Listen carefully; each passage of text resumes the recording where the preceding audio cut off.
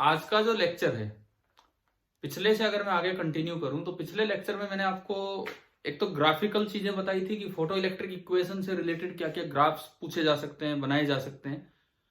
और दूसरा, उसमें जो हमने लास्ट में ना वो कुछ न्यूमेरिकल्स लिए थे एनसीईआरटी से, एच सी की वैल्यू क्या रखनी चाहिए, किस तरह से वो क्वेश्चन सोल्व होते हैं, शायद होगा आपके दिमाग में, है ना? Yes sir. ठीक है, तो आज हम थोड़ा काम आगे बढ़ाते हैं। तो आज की शुरुआत हम यहां से करेंगे कि जो वेव थ्योरी थी कि लाइट एक वेव है, जो आप वेव ऑप्टिक्स में पढ़ते हैं, failure of wave theory of light to explain photo electric effect. Wave theory light की क्यों नहीं एक्सप्लेन कर पाई फोटो इलेक्ट्रिक इफेक्ट को, यहां से हम आज की क्लास की शुरुआत अपनी कर रहे हैं। तो इसमें हमें 2-3 पॉइंट्स हैं जो समझने हैं। सबसे पहला पॉइंट, फर्स्ट पॉइंट, देखो मैंने आपको ये बताया होगा चैप्टर की शुरुआत में कि कुछ फिनोमेना ऐसे हैं लाइट से रिलेटेड जो लाइट के पार्टिकल नेचर से एक्सप्लेन होते हैं, कुछ ऐसे हैं जो वेव नेचर से एक्सप्लेन होते हैं। इंटरफेरेंस जो फिनोमेना है वो कौन से नेचर से एक्सप्लेन हुआ था? Wave nature. Wave nature. Diffraction wave से। पोलराइजेशन भी वेव से। लेकिन photo electric effect wave nature से एक्सप्लेन नहीं हो पाया। क्यों नहीं हो पाया? अब वहां से हम अपनी शुरुआत करते हैं। पहला पॉइंट देखो, ये कोई एक मेटल है, ये कोई भी एक मेटल है, इसका वर्क फंक्शन है फाई नॉट। और मैं कहता हूं कि ये जो हमारा स्पेक्ट्रम था, आगे फ्रीक्वेंसी बढ़ती है, पीछे वेवलेंथ बढ़ती है, और ये इस तरह से रहता है आपका विबग्योर। विजिबल की मैं बात करूं तो ये विबग्योर है। सपोज इसके फाई नोट के कोरस्पॉन्डिंग जो न्यू नोट है, फाई नोट के कोरस्पॉन्डिंग इस मेटल का न्यू नोट यहां है, तो रेड लाइट डालने पे इस मेटल में से इलेक्ट्रॉन निकलेगा कि नहीं निकलेगा, ये बताओ आप।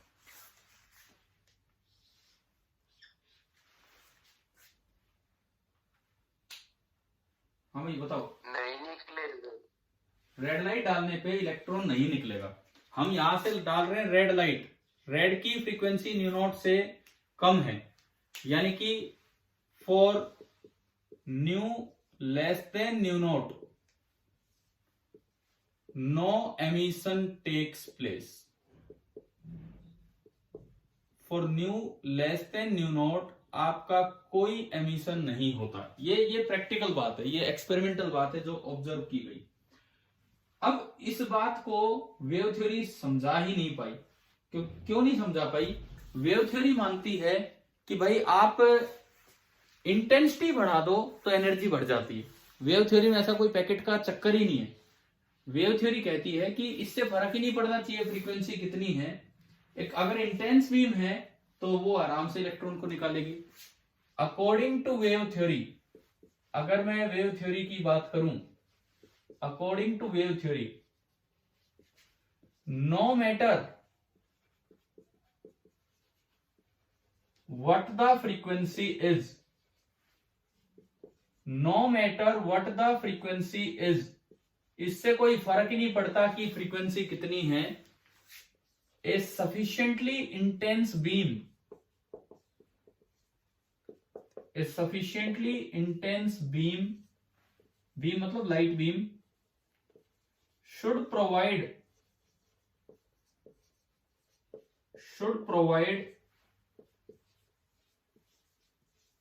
द रिक्वायर्ड एनर्जी, मतलब बाहर निकलने के लिए जो फाइनाइट एनर्जी चाहिए, रिक्वायर्ड एनर्जी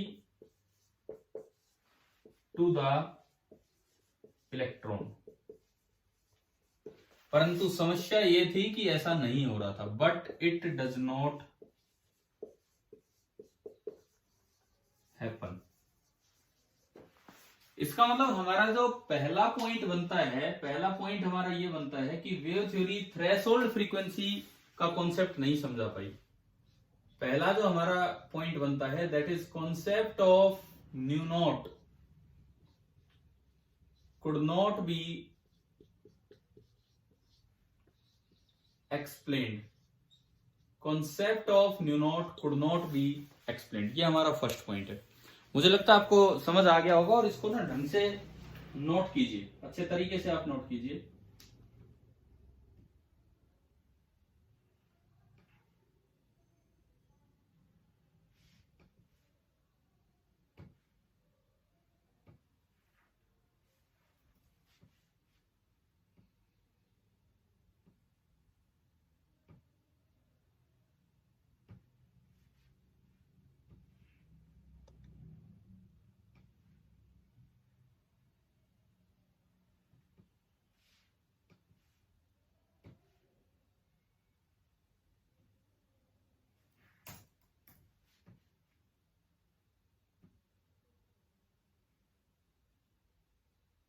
तो अभी 16 पार्टिसिपेंट्स दिखा रहे हैं, मतलब 14 बच्चे जुड़े हैं क्लास में।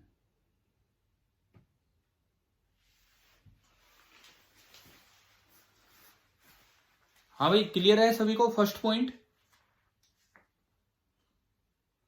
चलूं मैं आगे बढ़ूं? बताओ, इसमें कोई डाउट है तो मैं और डिस्कस करूं, नहीं तो हम सेकंड पॉइंट पे चलते हैं। No sir. ठीक है, सेकंड पॉइंट पे हम चलते हैं। सेकंड पॉइंट,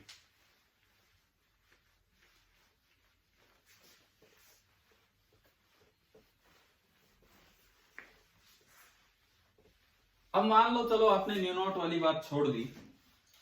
सपोज मैं कहता हूं कि हमने new greater than new not ले लिया, तो अब हम सेकंड पॉइंट पे आते हैं।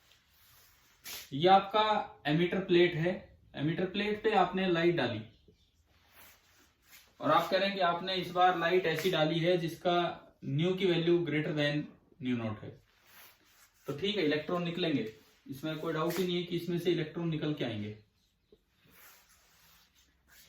लेकिन आप एक बात बताओ, वेव थ्योरी कहती है कि अगर आप इंटेंसिटी बढ़ाते हो तो इसका मतलब आपने एनर्जी बढ़ा दी, और कुछ है ही नहीं। इंटेंसिटी बढ़ा दिया तो इसका मतलब एनर्जी बढ़ा दी। अगर मैं यहां से इंक्रीज करूं इंटेंसिटी को, मतलब अब तो इलेक्ट्रॉन निकल रहे हैं, increase the intensity of radiation, आपने इसकी इंटेंसिटी बढ़ाई, इसका मतलब energy of wave is increased, energy of wave is increased. आपने न्यू को फिक्स किया, न्यू को बिल्कुल फिक्स कर दिया, और इंटेंसिटी बढ़ा दी, मतलब एनर्जी ऑफ वेव बढ़ा दी। तो इसका यह मतलब है कि जो इलेक्ट्रॉन निकल के आ रहा है उसका के मैक्स बढ़ना चाहिए, it should be increased, it should be increased. और के मैक्स अगर बढ़ता है तो रोकने के लिए जो पोटेंशियल लगाना पड़ता है, stopping potential, it should also be increased. लेकिन आप एक बात बताओ, क्या प्रैक्टिकली अगर आप फ्रीक्वेंसी फिक्स करते हो तो इंटेंसिटी बढ़ाने से, बताओ, ये स्टॉपिंग पोटेंशियल बढ़ता है या नहीं बढ़ता है? बताओ, एक्सपेरिमेंटल स्टडी का अगर याद है, ध्यान है तो। हाँ जी भाई बोलिए। ये बताओ, अगर मैं फ्रीक्वेंसी फिक्स, हाँ फ्रीक्वेंसी फिक्स रखूं तो इंटेंसिटी बढ़ाने से के मैक्स या वी नॉट पे कोई फर्क नहीं पड़ता, but it does not increase, लेकिन ये इंक्रीज नहीं होता है। तो इसका मतलब जो दूसरा कॉन्सेप्ट है जो ये वेव थ्योरी नहीं एक्सप्लेन कर पाई यहां पे, ये है कि V naught is dependent only on nu and not on intensity. ये वाला point could not be explained by wave theory. Could not be explained by wave theory. ये आपका दूसरा पॉइंट है कि क्यों ये वेव थ्योरी फेल हुई है. सेकंड आप ये लिख लीजिए, बना लीजिए इसमें.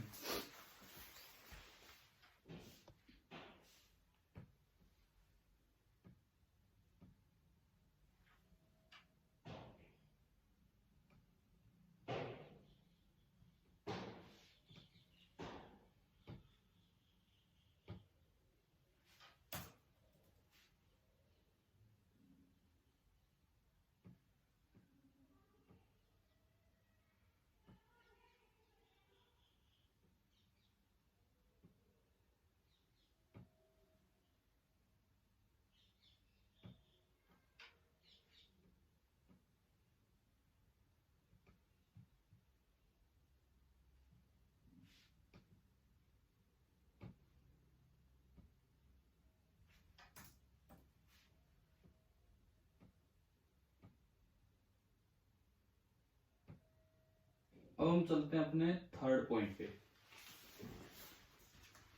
2 पॉइंट शायद आपको क्लियर हो गए होंगे. अब तीसरा पॉइंट इसके इंस्टेंटेनियस या टाइम डिलेइंग नेचर के बारे में है. उस पे हम चलते हैं थर्ड पॉइंट पे.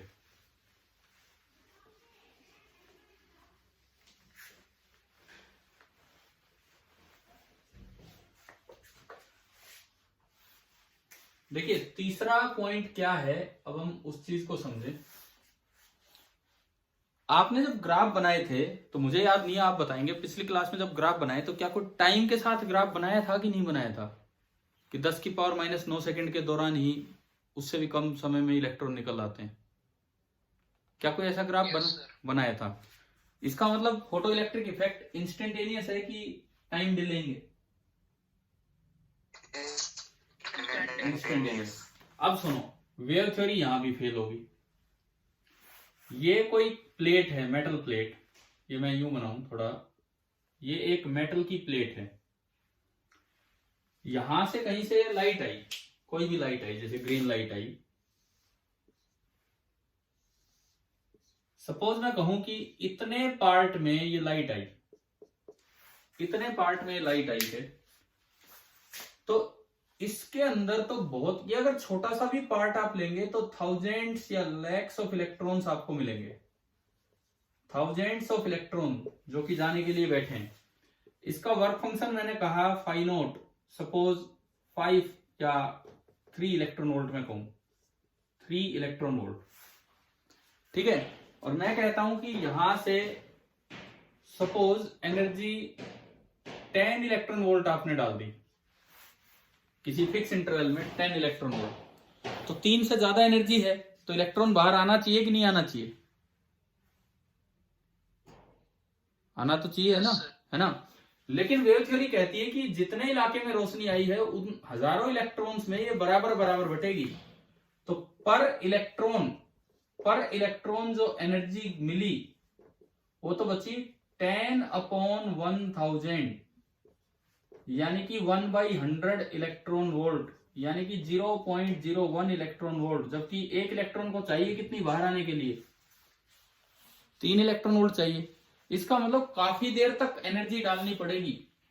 ये मैं कहता हूं भाई 10 इलेक्ट्रॉन वोल्ट एनर्जी आ रही है 1 सेकंड में, 1 सेकंड में, यानी कि 1 सेकंड में एक इलेक्ट्रॉन को 0.01 इलेक्ट्रॉन वोल्ट एनर्जी मिली है.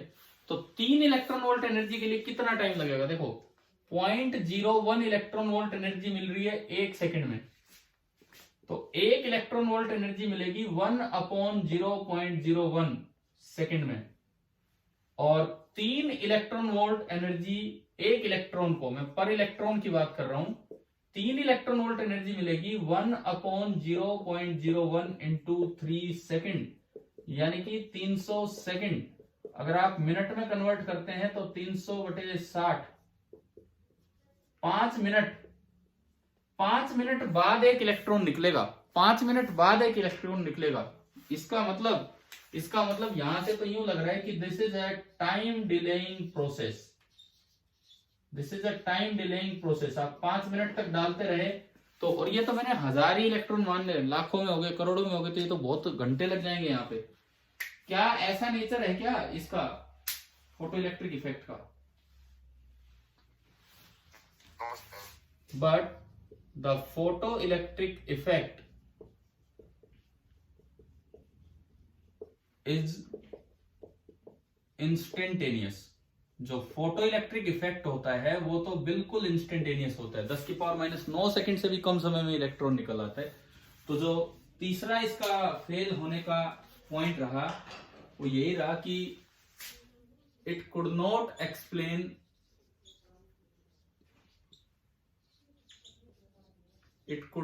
Explain the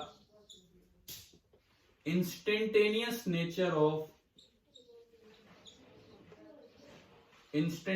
nature of photoelectric effect। ये आप नोट कीजिए, आपका थर्ड पॉइंट। तीसरा जो पॉइंट है वो हमारा ये है, नोट कीजिए इसे।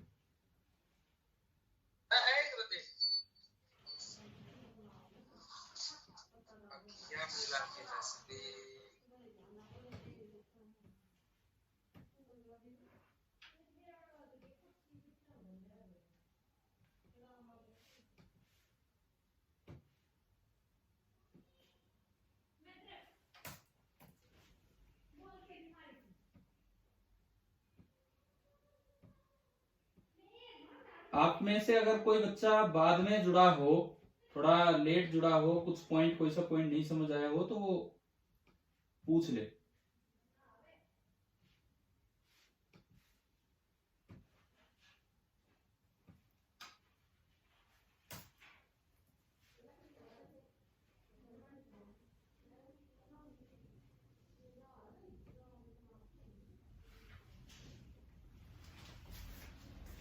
हाँ भाई, ये तीनों पॉइंट क्लियर हो गए आपको? फोटो इलेक्ट्रिक इफेक्ट के फेल होने, मतलब वेव थ्योरी का फेल होने के 3 पॉइंट। आपका जो अगला पेपर होना है सीबीएसई का बोर्ड एग्जाम, वो सब्जेक्टिव होना है। उसके लिए एक बड़ा इंपॉर्टेंट ये क्वेश्चन है कि फोटो इलेक्ट्रिक इफेक्ट को क्यों नहीं वेव थ्योरी एक्सप्लेन कर पाई। तो आपको ये तीनों पॉइंट्स बड़े अच्छे से आने चाहिए। हाँ भाई, समझ आ गए क्या ये 3 पॉइंट? देखो मैं एक बार रिपीट कर देता हूं। पहला पॉइंट याद रखने की बात है, फोटो इलेक्ट्रिक इफेक्ट का जो थ्रेशोल्ड वाला कॉन्सेप्ट था फ्रीक्वेंसी का, वो वेव थ्योरी नहीं समझा पाई। दूसरा पॉइंट, ठीक है थ्रेशोल्ड से ज्यादा फ्रीक्वेंसी की लाइट आपने डाल दी, अब अगर मैं इंटेंसिटी बढ़ा रहा हूं तो क्यों नहीं इलेक्ट्रॉन की काइनेटिक एनर्जी बढ़ पा रही है, क्यों नहीं स्टॉपिंग पोटेंशियल बढ़ पा रहा है, ये भी बात नहीं समझा पाई। और तीसरी बात, अगर थोड़े से भी पार्ट में लाइट डालेंगे तो एक इलेक्ट्रॉन निकलने में हमने देखा कम से कम 5 मिनट का समय तो लगना ही चाहिए, लेकिन वो तो तुरंत हो रहा है, 1 सेकंड तक नहीं लग पा रहा है। तो ये इंस्टेंटेनियस नेचर को भी वेव थ्योरी एक्सप्लेन नहीं कर पाई। यही आइंस्टीन की फोटोन थ्योरी आई थी और जिसने ये सारा पार्ट एक्सप्लेन किया।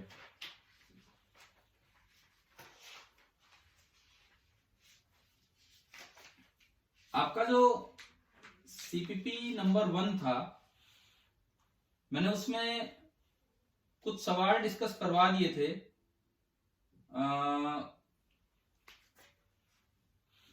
आपने कर लिए ना वो ट्राई, सीपीपी 1 जो दिया था आपको? Yes sir.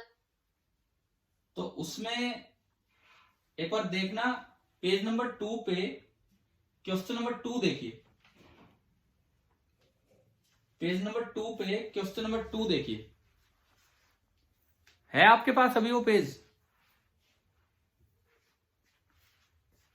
पेज नंबर 2 पे क्वेश्चन नंबर 2, उसमें वो लिखते हैं photo electric effect supports quantum nature of light. Photo electric effect ने क्वांटम नेचर मतलब पार्टिकल नेचर ऑफ लाइट को सपोर्ट किया है, क्यों? तो क्या इसी टॉपिक पे बेस्ड है कि नहीं ये सवाल?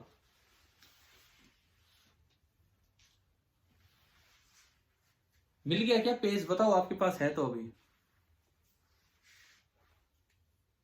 देखिए। उसमें लिखता है कि photo electric effect supports quantum nature of light because, पहला option, there is a minimum frequency below which no photo electrons are emitted, मतलब थ्रेशोल्ड का कॉन्सेप्ट।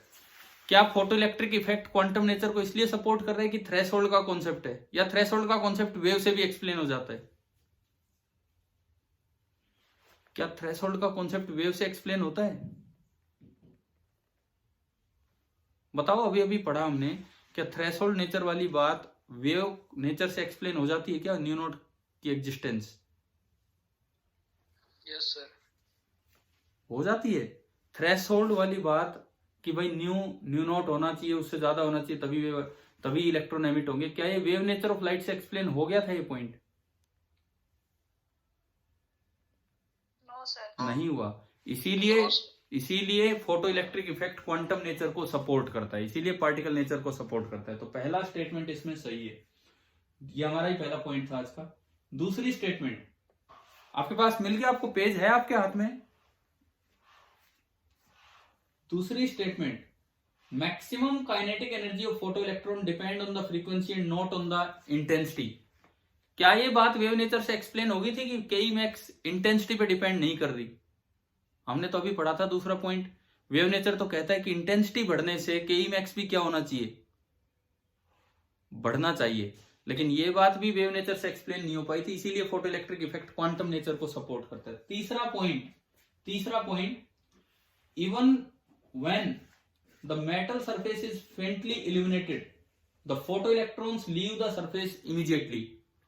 ऐसा हो रहा था कि चाहे आप हल्की लाइट भी डालें, कम इंटेंसिटी की लाइट भी डालें, अगर इलेक्ट्रॉन निकलना है तो इमीडिएटली, मतलब बिना किसी टाइम लैग के निकल रहा था, कोई टाइम डिले नहीं था। क्या ये बात वेव थ्योरी ने एक्सप्लेन कर दी थी? No sir. नहीं हो पाई। ये तीनों पॉइंट आपको क्वेश्चन में बना के दे रखे हैं, इसमें क्वेश्चन नंबर 2 में जो अभी आपने 3 पॉइंट पढ़े, यानी कि ये तीनों ही, मल्टी करेक्ट वाला था ये पार्ट, तो ये तीनों ही ऑप्शन सही होंगे। सिंगल करेक्ट में अगर कहीं आना होगा तो चौथा ऑप्शन लिखता ऑल ऑफ दीज। अभी चौथा ऑप्शन लिखा है electric charge of electrons is quantized. ठीक है, ये बात गलत नहीं है, इलेक्ट्रिक चार्ज क्वांटाइज्ड है, लेकिन इसमें इस बात का क्या लेना देना कि photo electric effect wave nature से एक्सप्लेन हुआ है या क्वांटम नेचर से? इस बात में इसका तो कोई लिंक ही नहीं है। तो आप बताओ कि आपको ये वाला सवाल क्वेश्चन नंबर 2 समझ आ गया है? ठीक है, और अगर इसमें कोई डाउट है तो आप पहले बता दीजिए, कोई भी डाउट है तो, नहीं तो मैं आगे बढ़ता हूं फिर। सर ये पहले वाला पॉइंट समझाते हैं। पहले वाला point, there is a minimum frequency वाली बात, आज क्वेश्चन में दे रखा है ना ये। हाँ, पहला पॉइंट ये दिया है इस सवाल में कि ये लिखता है there is a minimum frequency below which no photo electrons are emitted. मतलब ये कह रहा है कि अगर एक मिनिमम फ्रीक्वेंसी जिसको हम न्यू नॉट बोल रहे हैं, अगर new less than new not कर दिया तो कोई फोटो इलेक्ट्रॉन एमिट नहीं होते हैं। ठीक है, ये बात हम जानते हैं। तो ये कहता है कि इसलिए photo electric effect quantum nature of light को सपोर्ट करता है। तो क्या ये वाला पॉइंट वेव नेचर से एक्सप्लेन हो गया था क्या? वेव नेचर तो फ्रीक्वेंसी पे कभी कोई रोक लगाती ही नहीं है। वेव नेचर तो कहती है कि अगर इंटेंसिटी अच्छी रखोगे तो एनर्जी अच्छी है, और एनर्जी अच्छी है तो इलेक्ट्रॉन निकलेगा, चाहे फ्रीक्वेंसी कुछ भी हो। जबकि ऐसा हो रहा था कि फ्रीक्वेंसी न्यू नॉट से कम करने पे इलेक्ट्रॉन नहीं निकल रहा था, इसीलिए तो photo electric effect quantum nature of light, मतलब फोटोन थ्योरी से एक्सप्लेन हुआ था, ना कि वेव थ्योरी से। समझ आ गया? Yes sir. ठीक है भाई, और कोई आपका डाउट है इसमें, इस पहले वाले सीपीपी में? तो बताओ। एक इंटेंसिटी डिस्टेंस के साथ कैसे वेरी करती है ये भी मैं आपको एक बार बता देता हूं। इंटेंसिटी डिस्टेंस के साथ कैसे वेरी करती है वो देख लीजिए आप।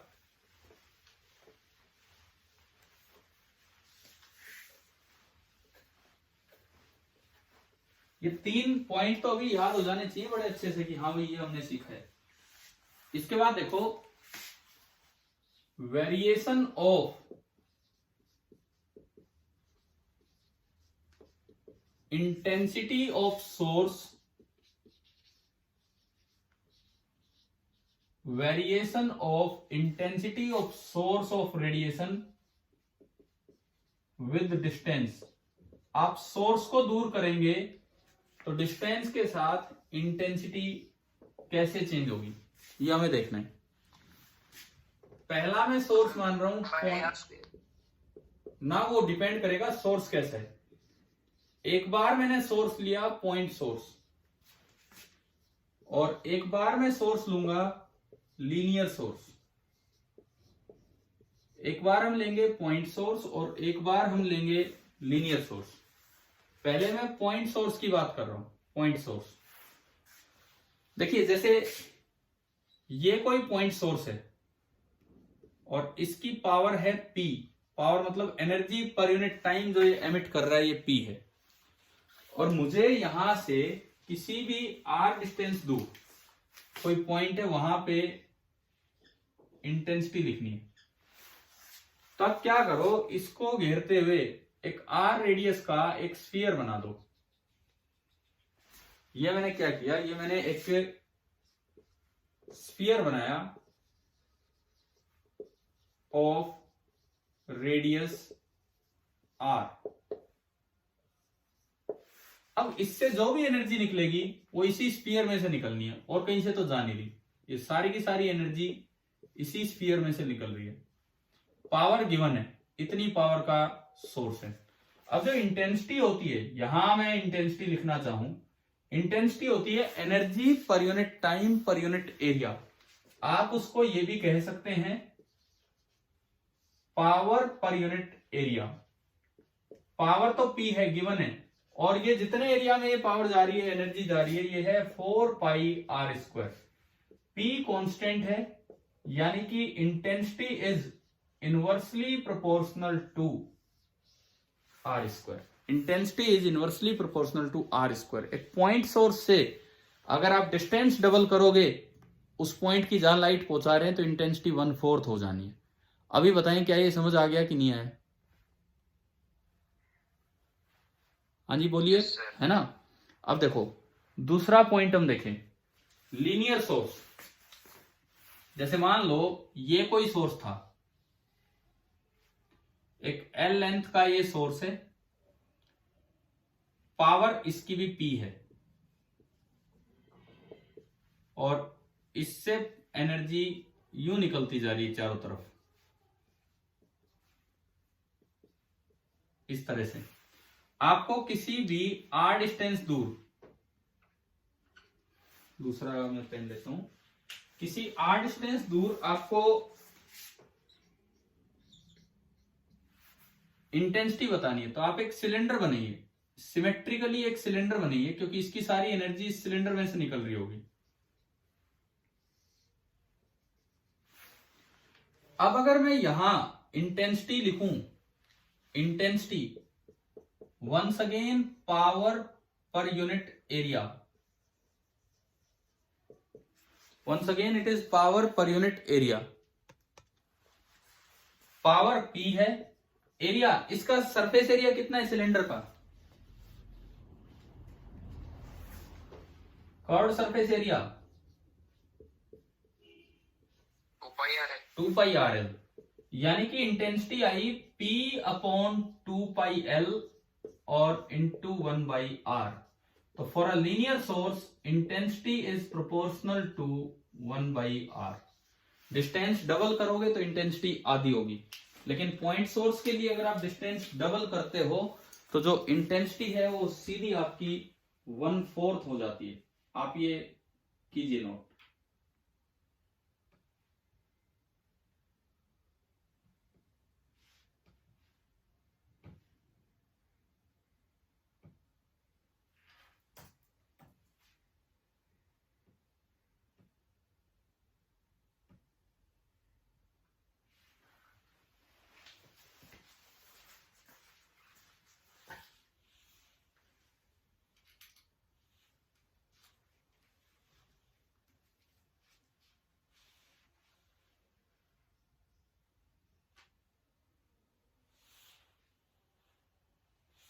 अब आप उसी पेज का, पेज नंबर 1 का क्वेश्चन नंबर 12 देखिए।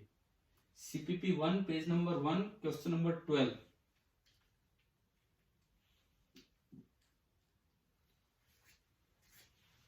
एक मुझे ये तो बता दो, पेज है आपके पास, देख पा रहे हो उसमें? Yes sir. ठीक है, तो क्वेश्चन नंबर 12 देखिए।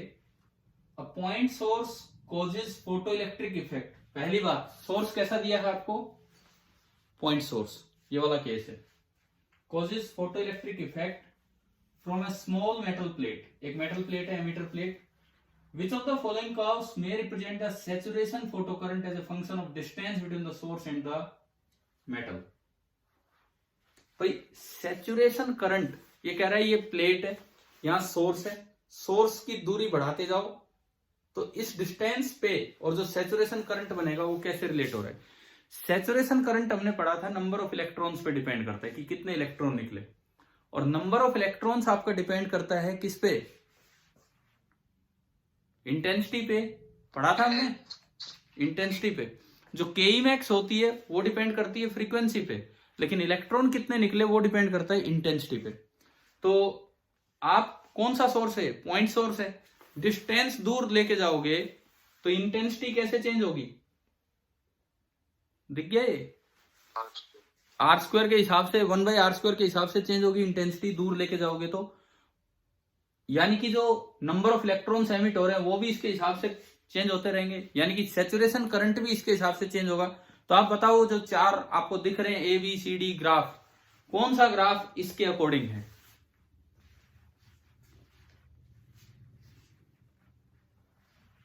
बताएं अगर आपके पास पेज है तो। इंटेंसिटी R² के हिसाब से चेंज हो रही है, तो कौन सा ग्राफ आपका इसके अकॉर्डिंग जा रहा है? मैं ये लीनियर सोर्स वाला हटा के एक बार वो ग्राफ की तरफ चलूं तो आपको दिया गया है कि ये पॉइंट सोर्स है ना, और ये सोर्स है, यहां पॉइंट सोर्स है, इनके बीच की दूरी आपको दे रखी है R, ये डिस्टेंस R है। यहां से लाइट आएगी, उससे इलेक्ट्रॉन निकलेंगे, तो जो सैचुरेशन करंट होगा, यहां मैं लिखता हूं सैचुरेशन करंट, और यहां मैं लेके चल रहा हूं R, और ये सैचुरेशन करंट मेनली डिपेंडेंट है, मेनली किस पे, इंटेंसिटी ऑफ लाइट पे। तो हमें दिख रहा है कि इंटेंसिटी R बढ़ाने पे कम हो रही है, तो कौन सा ग्राफ है इसके अकॉर्डिंग, इसके अकॉर्डिंग हमें शेप बनानी आती होगी ग्राफ की, यानी कि ये भी कुछ इस तरह का जाना चाहिए, कुछ इस तरह का कि अगर आप डिस्टेंस डबल करो तो ये 1/4 हो जाए। अगर यहां ये वैल्यू 1 है तो ये यहां पे ये वैल्यू 1/4 हो जाए। अगर ये वैल्यू R है, R0, और ये वैल्यू आपकी 2R0। अभी बताओ ग्राफ क्लियर है? ये वाला क्वेश्चन कैसे डिपेंडेंट था ये इंटेंसिटी के साथ? Yes sir. ठीक है, यस सर। और जो क्वेश्चन नंबर 13 है, इससे अगला क्वेश्चन नंबर 13 हो गया, वो बताओ 13 हो गया क्या हमसे? Non monochromatic light is used in an experiment. देखिए अगर मान लो नॉन मोनोक्रोमेटिक लाइट का यूज किया गया, मैं इससे आगे चलता हूं इस चीज पे, non monochromatic light, non monochromatic light का मतलब है कि कई वेवलेंथ की लाइट आ रही है, कई वेवलेंथ की लाइट। ये मेटल की प्लेट है, यहां से लाइट आई, इसमें λ1 भी है, λ2 भी है, λ3 भी है, मतलब अलग अलग तरह के पैकेट्स आ रहे हैं।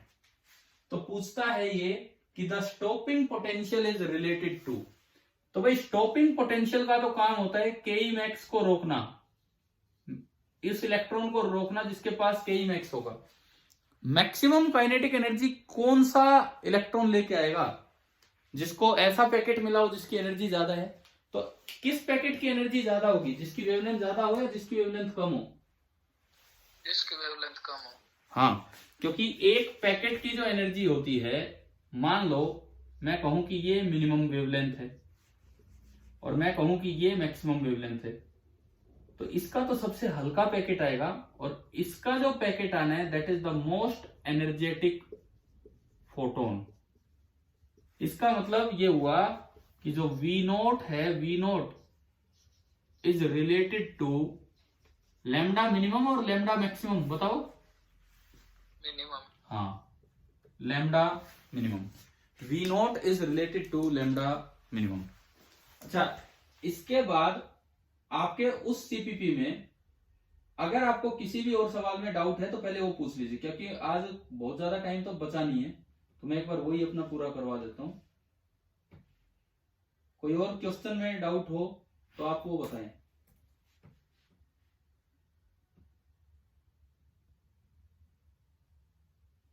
हो गया क्या, बताओ। अगर आपने नहीं भी ट्राई किए हैं तो ये करना। अच्छा, एक इसके बाद हमारे आते हैं laws of photo electric emission. मैं आपको बता देता हूं, आप एनसीईआरटी बुक है आपके पास? Yes sir. ठीक है, प्रेजेंटली मेरे पास अभी बुक नहीं है यहाँ पे, तो उसमें इसीलिए मैं पेज नंबर नहीं बता पा रहा हूँ, क्योंकि यहाँ बुक रखी नहीं है अभी मेरे पास। तो उसमें क्या है कि एक जगह ना कुछ स्टेटमेंट वाइज 3-4 पॉइंट दे रखे हैं, 2-3 पॉइंट नीचे हैं, 1 पॉइंट ऊपर है, नंबर दे रखे, नंबरिंग करके 1 2 3 4 इस तरीके से। कहीं है क्या, मिले हैं क्या आपको? फोटोन थ्योरी से पहले पॉइंट दिए हुए हैं वहां पे किताब में। इस तरह की स्टेटमेंट है, for a given photo sensitive material and given frequency of incident radiation above the threshold frequency, इस तरह का कुछ होगा वहां पे। देखना एक बार, उसमें कहीं 4 पॉइंट मिलेंगे, 3-4 पॉइंट, 3 या 4 पॉइंट